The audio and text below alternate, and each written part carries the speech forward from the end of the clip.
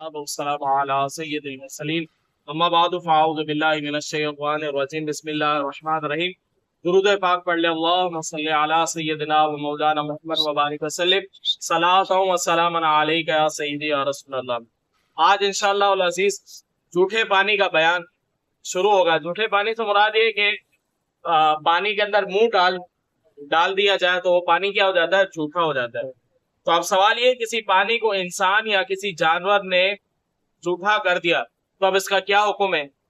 جواب یہ ہے کہ اگر مائع قلیل میں سے کسی انسان یا جانور نے پی لیا تو اس کی جو کتنی قسمیں بنتی ہے؟ ٹوٹل 4 قسمیں بنتی ہے۔ اب ہم نے 4 قسموں کو بڑے توجہ سے سماعت کرنا ہے۔ نمبر 1 یہ ہے کہ طاہر مطہر، پاک اور پاک کرنے والا۔ یہ وہ پانی ہے جس میں سے انسان کا جھوٹا پاک ہے۔ انسان، گھوڑا یا کسی حلال جانور نے پیا ہو۔ حلال جانور سے مراد یہ ہے کہ اس کے منہ پر کوئی نجاست نہ ہو، جیسے بکری کے منہ پر جو کوئی نجاست نہیں، اس نے اگر پانی میں منہ ڈال دیا تو وہ پانی کیا ہے؟ مطلقاً پاک ہے، آپ وضو اور غسل کے قابل ہے، کر سکتے ہیں اس سے۔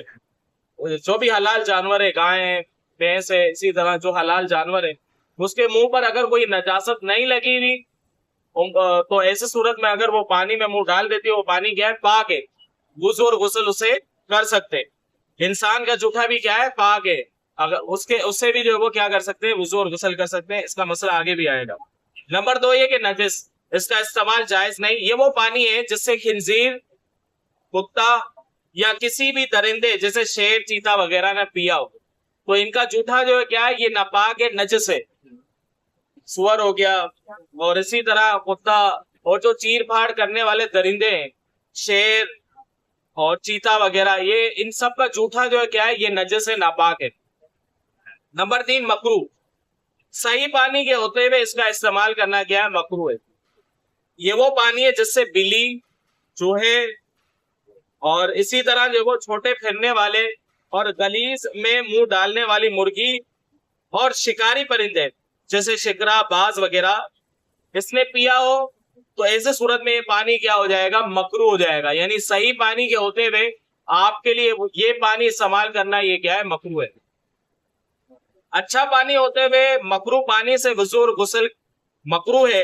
اگر اچھا پانی موجود نہیں ہے تو پھر کوئی حرج نہیں۔ نمبر 4 مشکوک، اس کے حوالے سے ہم پہلے بھی سماعت کر چکے ہیں۔ مشکوک یہ وہ پانی ہے جس سے گدھے یا خچر نے پیا ہو۔ پہلے کے زمانے کے اندر یہ کثرت سے جو وہ پالے جاتے تھے، اب کے زمانے کے اندر اتنا نہیں ہوتا، ورنہ یہ کہ جو گدھا اور خچر ہے اس کا جو وہ کثرت کے ساتھ استعمال ہوتا تھا، ہر گھروں کے اندر جو وہ عموماً ہوتے تھے، کیونکہ پہلے کے زمانے کے اندر جو وہ گاڑیاں تو نہیں ہوتی تھی تو لوگ اس کا استعمال بطور گاڑی کے طور پر کرتے تھے۔ تو اچھا پانی ہوتے ہوئے مشکوک سے وضو اور غسل جائز نہیں۔ اگر اچھا پانی نہ ہو تو اس سے وضو اور غسل کر لے، اور تیمم بھی بہتر ہے۔ اگر یہ پانی ہے، مشکوک پانی ہے، تو مشکوک پانی کے ہوتے ہوئے اگر آپ کے پاس مائع مطلق موجود ہے، صاف پانی موجود ہے، تو بندہ اس سے کرے گا، اس کا استعمال نہیں کر سکتا۔ لیکن اگر یہ مائع مشکوک ہے اور صاف پانی ہمارے پاس موجود نہیں ہے تو ہم کیا کریں گے؟ ہم مائع مشکوک کا بھی استعمال کریں گے، یعنی اس سے وضو غسل کریں گے اور ساتھ میں کیا کر لیں گے؟ تیمم بھی کر لیں گے۔ اگر کسی کو وضو کرنا تو اس پانی سے وضو کر سکتا ہے، کسی کو غسل کی حاجت ہے تو اس پانی سے غسل بھی کر سکتا ہے، لیکن ساتھ میں کیا کرے گا؟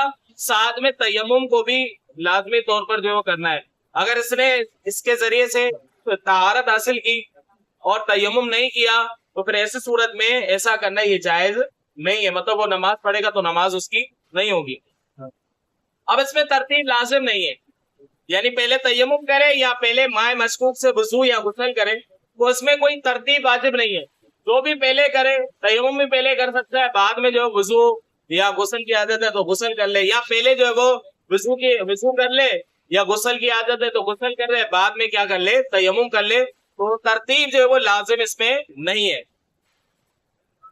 انسان کا جھوٹا جو ہے وہ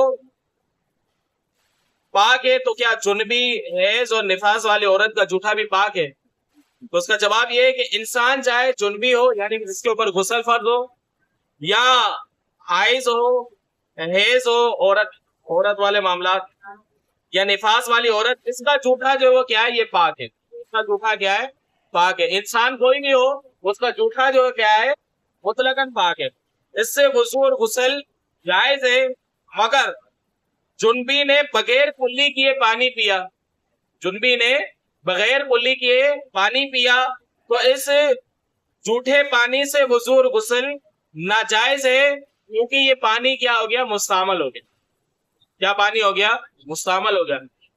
کلی اس نے کر لی، پھر جو وہ اس نے پانی پیا تو پھر ایسی صورت میں، کیونکہ وہ ہونٹوں کا یہ دھونا جو ہے وہ یہ غسل کے اندر یا جس کے اوپر وضو لازم ہے اس کے لیے لازمی ہے.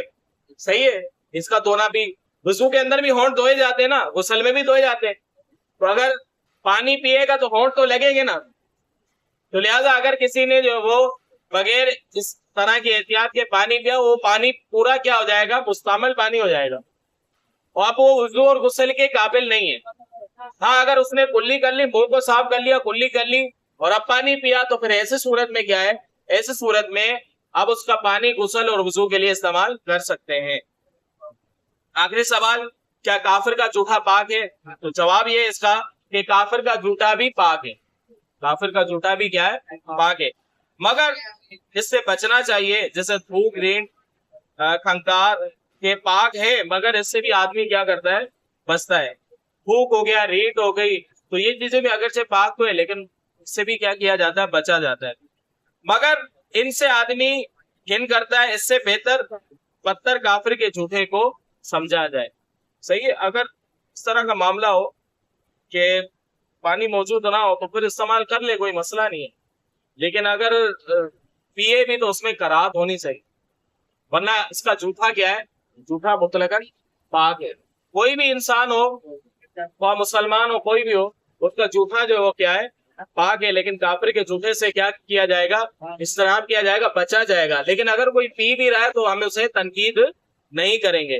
اور اسی طرح جو ہے وہ مسلمان کے جھوٹے کے اندر شفا بھی ہے. ہمارے یہاں جو ہے وہ ایسا معاملہ ہے کہ مسلمان کا جھوٹا جو ہے وہ پھینک دیتے، بھائی اس نے پیا ہے، پانی گرا دیتا. پانی پر چلو کوئی پی بھی لیتا ہے لیکن کھانے کو کوئی نہیں کرتا. کھانے کا تو استعمال بالکل نہیں کرتا. بھائی کھانا بھی مسلمان کا جھوٹا، وہ بھی اس میں بھی صفائی ہوگی. اس طرح کھانا ضائع کر دیتے ہیں، کہتے ہیں اس نے ہاتھ ڈال دیا، یہ کر دیا، وہ کر دیا. تو بھائی استعمال کر سکتے ہیں. مسلمان کے جھوٹا پاک ہے، اس میں جو کوئی حرج نہیں ہے. اللہ رب العزت سمجھنے کی توفیق عطا فرمائے. آمین بجائے